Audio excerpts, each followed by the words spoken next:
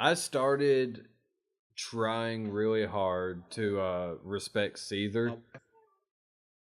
Seether? I did in the beginning. I really liked Seether because I gave can me do a glimpse of hope, and then they put out the last album, and it was the same commercialized garbage that every other top 40 rock band's doing right now. It seems they all do that. Like their first album's decent, and then they all Nickelback gradually move right to that same plane, that same existence.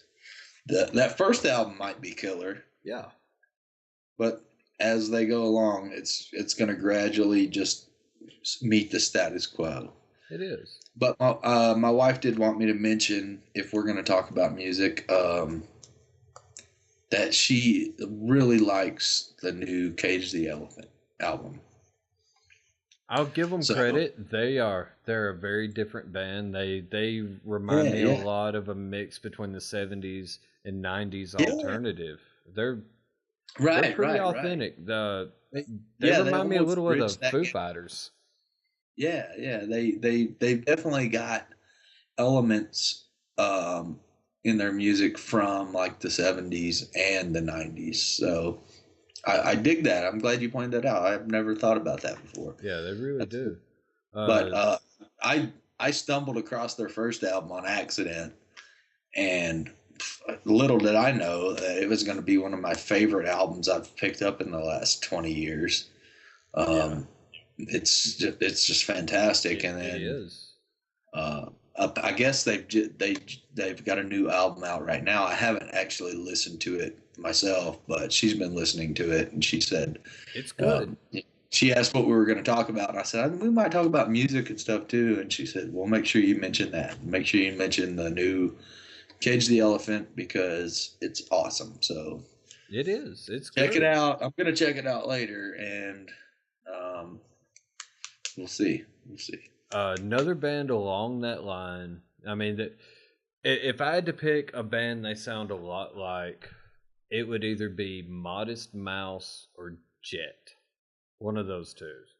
Because they've got the really heavy, overdriven tube amp sound that's reminiscent of like late 60s, early 70s. Is unmistakable, right? Yeah, you can hear those XLRs just screaming. Those, what were they? GL6s, those big 100-watt tubes. You can just tell they're cherry red and throbbing. It's almost sexual. It really is. But I mean, it's rare you hear it, but when you do hear it, it's unmistakable. And that's something you're not going to get in digital. You can't replace that warmth. You can't fake that. It's real. Yeah. That is the sound of old technology working its ass off. I didn't know, is Jet still around? Yeah. I'll tell you another band that's... What was the one song? They did one song that I remember. Are you gonna be my girl?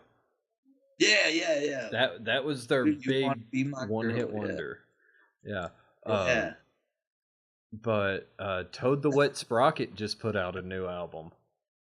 Toad and the Wet Sprocket? Nice. Toad the Wet Sprocket.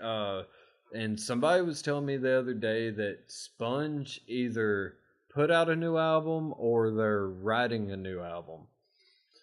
Well, while we're talking about new albums, what about the new Tool album? I'm really excited, but I know it's going to be so far in the future that I'm going to forget about it until 6 months after it's out.